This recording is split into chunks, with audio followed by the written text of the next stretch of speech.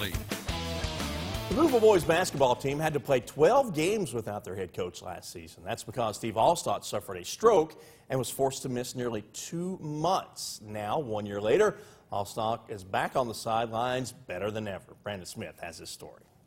The date last year is one he won't forget. December the 3rd, Wednesday. Coach Allstott and his son had just got done watching Notre Dame beat Michigan State in basketball, and then he dozed off. I woke up and couldn't verbalize anything, but there's no way up there with me anyway to verbalize anything. But then I lost feeling in the right side of my body, and that's why I fell off the couch.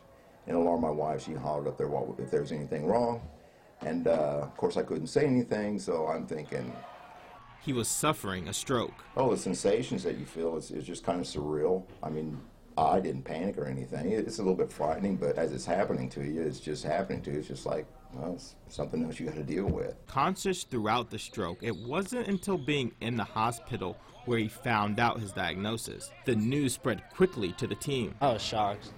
I didn't think that ever happened to him because he seemed really healthy and all. The parents told me about it. We were home, I think after practice, and it was shock at first.